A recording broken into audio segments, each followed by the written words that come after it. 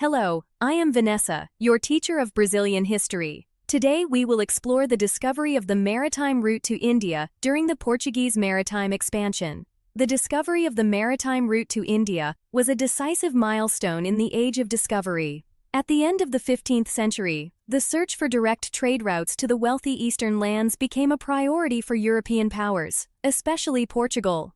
Driven by the increasing demand for spices and exotic products, Portuguese navigators, encouraged by monarchs such as João II, dedicated themselves to mapping maritime routes that would break the commercial monopoly held by Italians and Muslims. Vasco da Gama's expedition, which arrived in Calicut in 1498, was one of the highlights of this effort. In addition to creating a new route between Europe and Asia, it marked the beginning of Portuguese presence in the Indian Ocean. The conquest of strategic points on the African coast and in Asia allowed the direct transfer of valuable goods to Portugal, transforming it into a maritime power and profoundly altering the global commercial and cultural landscape. The discovery of the maritime route to India. 1.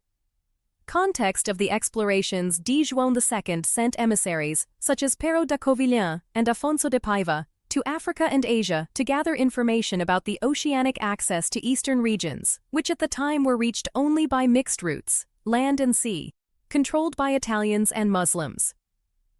2. Investigations and preparations. With the information obtained and the explorations along the African coast, Portugal assembled the necessary elements to pursue a direct maritime route.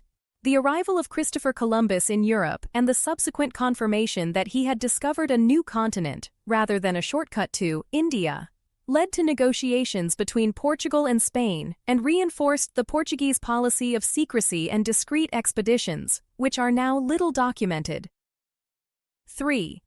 The discovered route and its consequences.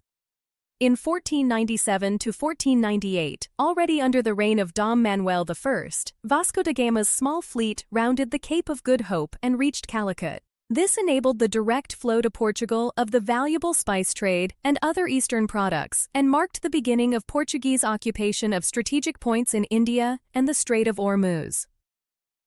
4. Developments and occupations.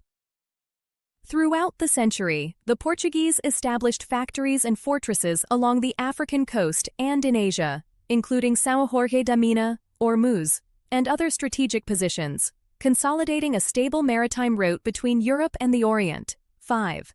Advances along the African coast.